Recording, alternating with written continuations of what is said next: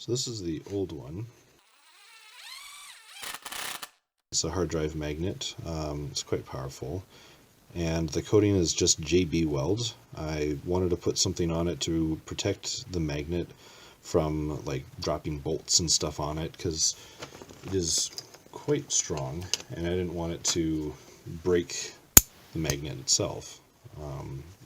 If you've played around with neodymium magnets, you know that they can self-destruct and even send fragments. At least that's what the warnings say. So I thought I'd make one, this chonky boy here. I wanted to put a lanyard on it to make getting it out from its resting spot in my belt a little bit easier. So I found this and thought that would be perfect. Stop it. Have you ever had one of those projects where everything just went perfectly, all the pieces just fell into place?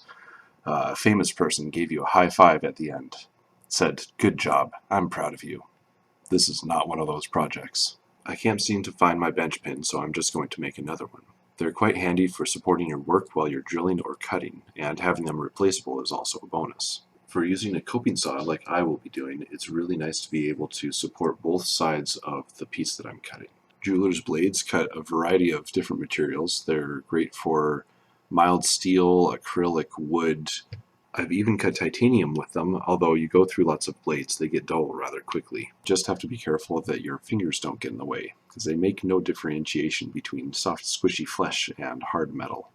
Your tools want to kill you. Hand tools, given the opportunity, will try. Power tools will do it faster. Use your smart brain. Don't give them the opportunity. Another benefit of the bench pin is you can clamp stuff to it, so you don't have to use your hand as a vice grip. I'm using a little bit of cutting oil here to keep the saw blade cool and lubricate it. These saw blades are about as thick as mechanical pencil lead and just as brittle. Because of how thick the backer plate is on this magnet, it took way longer than I expected it to. I broke 2 blades and it took a little over half an hour. I have a neat little trick for getting all the filings or swarf off the magnet, and I'll show more of that in the second video. I find these magnets intriguing as they're polarized north and south across the plate. The filings make that evident. The plate on the back negates the air gap between the north and south poles, reducing the magnetic field on that side. In plain English, that means it's not very magnetic on the plate side. Now, I had a plan to use some carpet tape to stick this magnet to one of my quick change tool posts so that I could use a hole saw as a fly cutter and thin down that backer.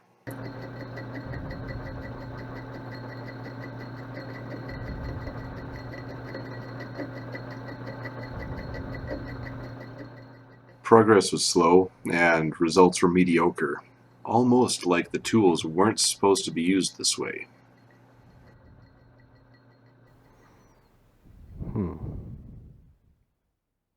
Now the finish really isn't bad for such a janky setup, but it's not very rigid.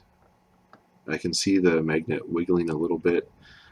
It would be much better if I had superglued it, or had the proper fly cutter, or really just a more rigid setup would have been a lot smarter. Now I know some people will be screaming, why not just use the right tool for the job? And the simple fact is I don't have the right tool for the job. Necessity is the mother of all invention, but sometimes those inventions are garbage. Yeah, mistakes were made. Fortunately for me, this lapse in judgment didn't result in any injuries, and about here I can see the magnet really starting to wiggle. So I'm going to shut it down, call it a night, and try something different tomorrow. But wait, there's more. I did end up making a proper maker's magnet. If you're interested in that project, the video will be available soon. Thanks, God bless.